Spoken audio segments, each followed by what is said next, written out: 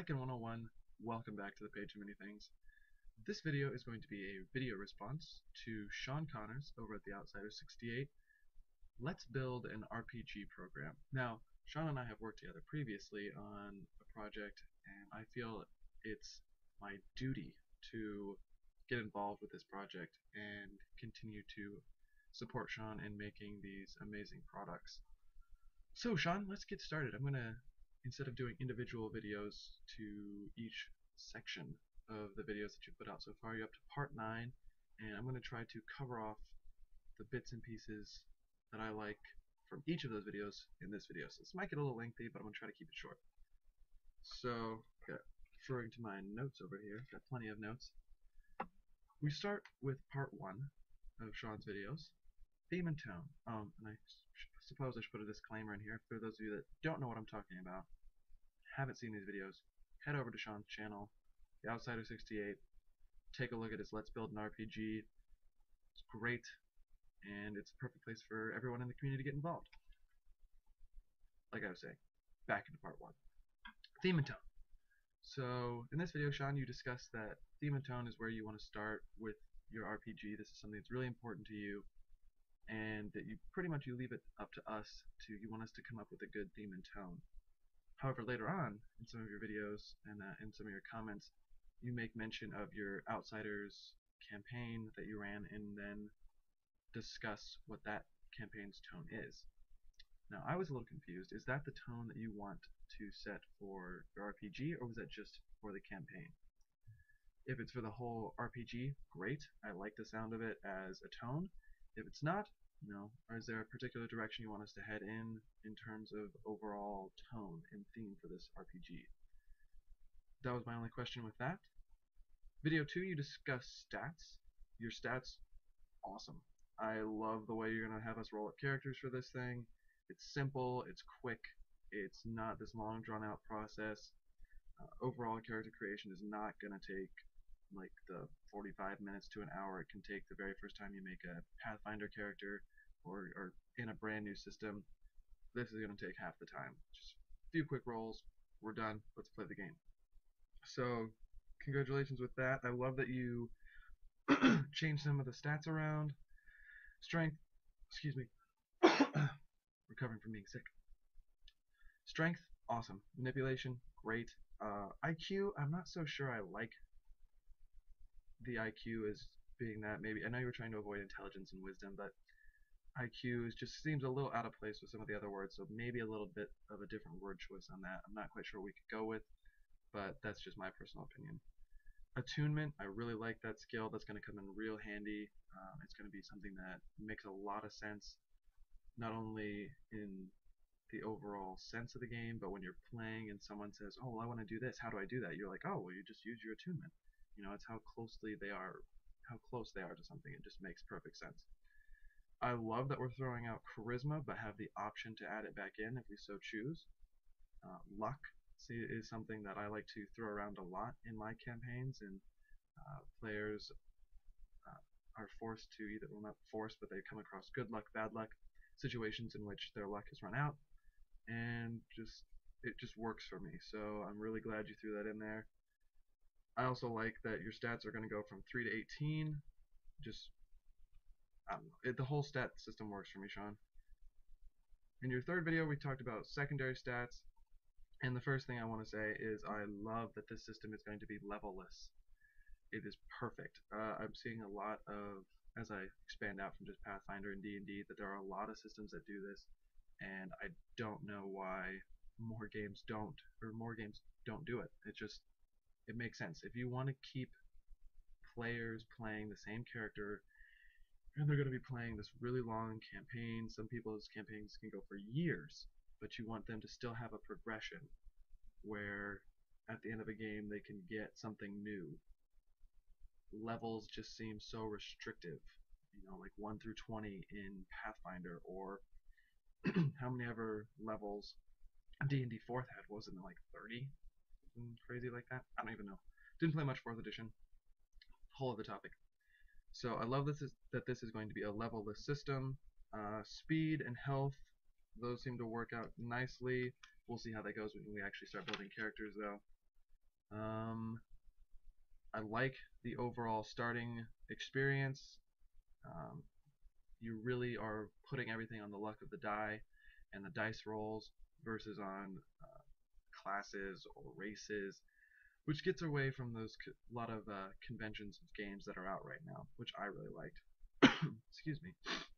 We're going to skip over your fourth video, which you discussed was video feedback from the community, right into your fifth video, races and paths. So we've got the four basic races, right? I completely agree. You know, human, dwarf, elf, halfling.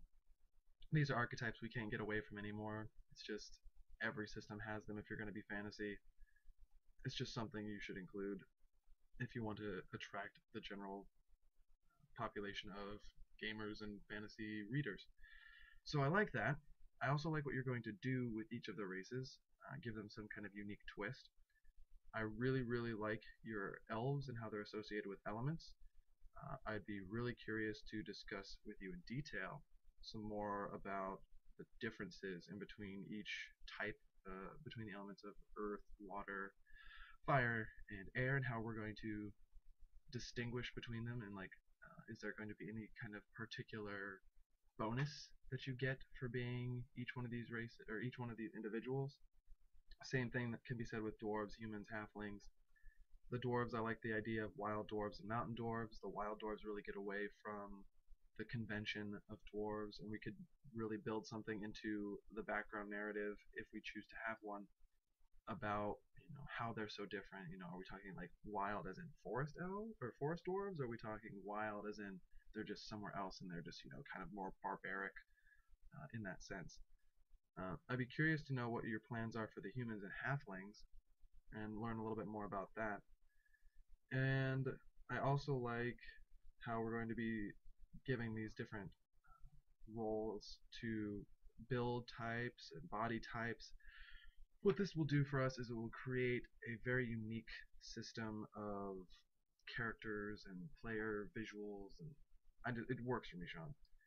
But one thing that I would love to see you add to this, and I think it will work perfectly, is I was recently reading through the Crucible 7, I believe it is, the One Ring RPG, and they have a section called Virtues and Rewards, rather, in which, as players progress and characters progress, they have virtues that they can build into their characters, which are a racial ability or a racial modifier that can be added to their character. So say for instance in that game, elves, you can get a racial ability that allows you to understand the nature, the language of like rocks and trees and streams and the very earth itself.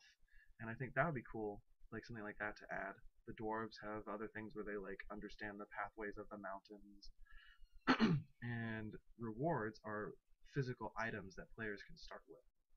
And this is a system that will increase over time, and you have to decide as you go on and advance your character, do you want more virtues or more rewards, and how does this play out? Like I said, rewards are physical items, so like a great sword or like a magical sword or a better protective armor, something like that. I would love to see that built into this as another unique facet, something that we could just like borrow from the One Ring RPG and really add to the system and give it a unique flavor with each of the races that you've created. The last thing I want to say about races is that you've given us the option to add additional races. Now, the thing I would like to say about that is that let's add only 2 races if we add any more. Give it a nice 6, a nice even number. And if we wanted to, we could even say that, maybe one of these races is really rare, or both races are really rare and you'll see less of them. But I think these 2 races should be something very unique and something that only our system will have, and it'll be something that gives people a reason to pick up our game. So not only is it, hey, this game has different elves and dwarves and halflings and humans than I've ever seen in another game, but look at these 2 new races. I've never seen these before. And these should be something not too far-fetched into like a high fantasy, but not so far back as a low fantasy. Let's find something in the middle. and really create something unique. I don't know what that could be. This is something that I would like to say to my viewers and everybody else in the general community. Let's create something together. Let's figure out this really unique set of two races that we can add to this system and come up with something really cool that will just fit in thematically and, as Sean said, fit in with the theme and tone once we determine what that is. Lastly, I think we're going to talk about the paths, and Sean, I think this is where our game is really going to shine. Paths are finally breaking up that idea of classes, where classes are, hey, I'm the barbarian, I'm going to go hit things with a really big sword or an axe and get really angry, or I'm the rogue who just slinks around. Now I know what people are going to say who've seen your path videos. They're going to say, Derek, what are you talking about? It's the path of combat, the path of magic, and the path of stealth. Fighter, wizard, rogue. Here's what I'm going to say. If you listen to Sean's videos, we're going to have three different types, or three different pathways. A specialist, double specialist, and a super specialist, as Sean calls them, for now. Sean, this is a brilliant idea, by the way. This allows you to dip in to all the class or all the paths if you want. So we're going to see players create fighter wizards, or we're going to see them create rogue fighters, or wizard rogues, or fighter wizard rogues, or however they want to come up with it. So we're going to see this really unique development of characters as playtesting continues and players build up their individual characters. So we're finally breaking down the roles, if you will, R-O-L-E-S, that is in the word role-playing. So we're getting away from class-based gaming back to role-playing, R-O-L-E, which I think is wonderful. Getting down to the brass tacks of making this, what do you want to be? Not this restricted, hey, here's your progression, here's the only thing that you can do. You're very limited into this slot, and it allows you to develop your character how you see fit. Kind of like what Skyrim did when they changed things from Oblivion to Skyrim, for those of you that play the Elder Scrolls series. How it used to be you were just defined by this class, and now it's defined by your own personal choices. It's what do you want to do? And the more you do one thing, the better you get at it. So Sean, it's going to be great. I can't wait to see this. I'm not going to discuss in detail too much about the individual paths because I still want to think a little bit more about each one of them and then provide you with a little bit better breakdown of how I think they're going to go and what we can do with them and if there's anything we need to change or other areas I'd like to see added to that. So I'm going to come back to the paths. But right now, Sean, I'm on board with this. If you need anything from me, just let me know. If you want to start talking about like a Kickstarter or Indiegogo project again, let me know. If there's anything else you want me to help out with in the overall creation of this, you know how to reach me. I'll be there for you, pal. Everybody else, if you haven't seen these videos, head over there. Get on board with this. This is going to be great. It's the next step for us. It's the next step for Dragon Swords Publishing. It's the next step for the YouTube RPG Brigade. It's going to be great. Glad to be a part of it, Sean. Thanks for doing this and letting us all come on board with you. I've been Derek, Lycan 101. Thanks for watching, guys, and I'll see you next time.